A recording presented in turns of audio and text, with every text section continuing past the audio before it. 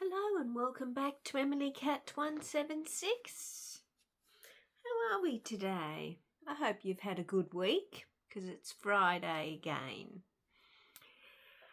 And this past week I have been in the Pacific Ocean because I have been listening to Mutiny on the Bounty by Peter Fitzsimmons. So, it's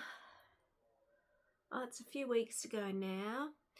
I listened to one of Peter Fitzsimmons' books,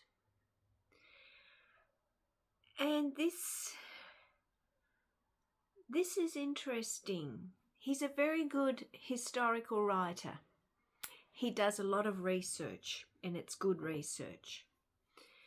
And this book, to me, a good history book places you where this happened. And I honestly have felt like I've been on the ocean.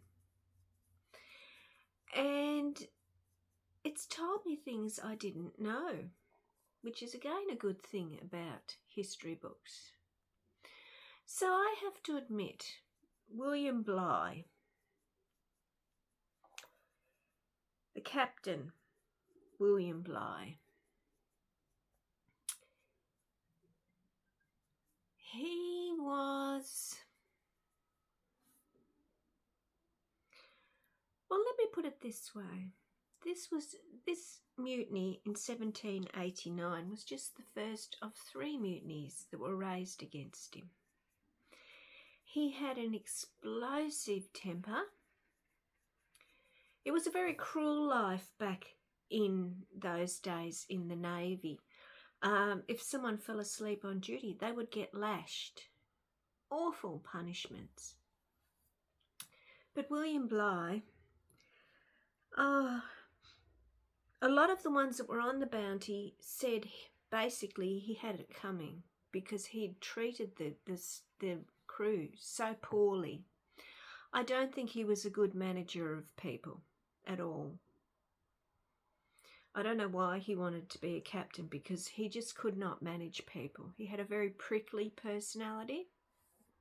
This comes out in the book.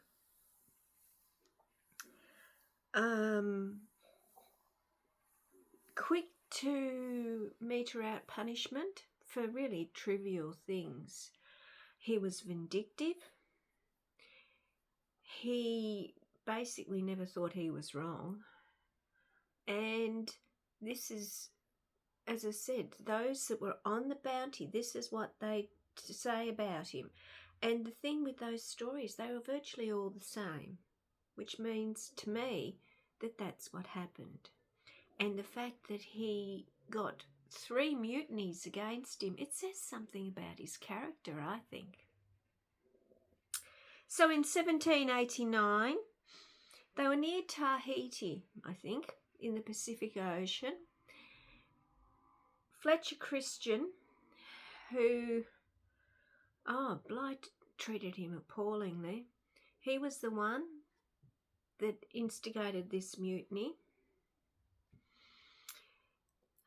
I didn't know he had regrets afterwards. He came from quite a good family, I think, in England, and after the mutiny, because he ended up in Pitcairn Island, or should say on Pitcairn Island.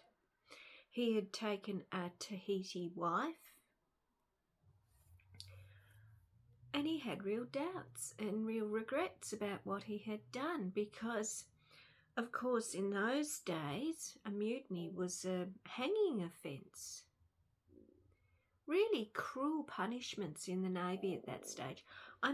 I hope they're not like that these days. Well, they couldn't be, could they? Because they'd be up on charges. But I mean, with Bligh, he did some good things, because they were put off the Bounty into another ship and sent off, and most people thought they would die. There was a few of them that stayed with Bligh. They managed to row 3,900 miles to Timor. in a little boat.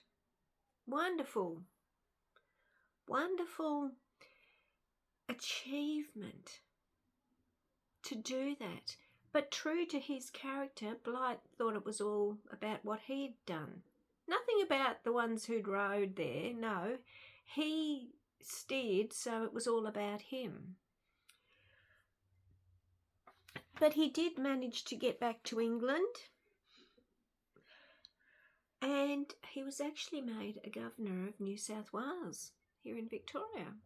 Of course, this was back in the days when England was sending convicts to Australia.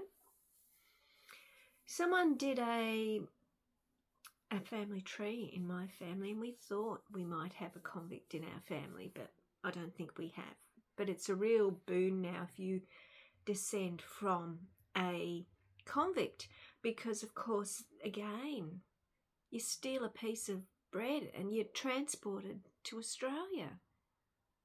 Horrible punishment for minor crimes, you know. But he did come out and be governor of New South Wales, and he had another mutiny in 1808 called the Rum Rebellion. I mean, the fact that, as I said, I think it's him. It's his character. His character. I don't think I would have even liked to have been in the same room as him. He was losing his temper at the slightest little things. And if, say, like coconuts went missing, well, of course they've been stolen. That's what he said. They've all been stolen. They're all thieves. They're all whatever. So, yeah, it's a very interesting book. You can actually go to Pitcairn Island still, and Tahiti, of course, but Pitcairn Island, it's only a very small island, and descendants of Fletcher Christian and the other mutineers who went there still live there today. So, yeah, it's been a really interesting book. And this is why I like to read history books. And as I have said, to me, a good history book tells the story without any inventions or whatever, just tell the story and transports you to that place. So, that's why I say I have been in the Pacific Ocean this week. Okay? So enjoy your weekend, and I will be back on Monday. Bye.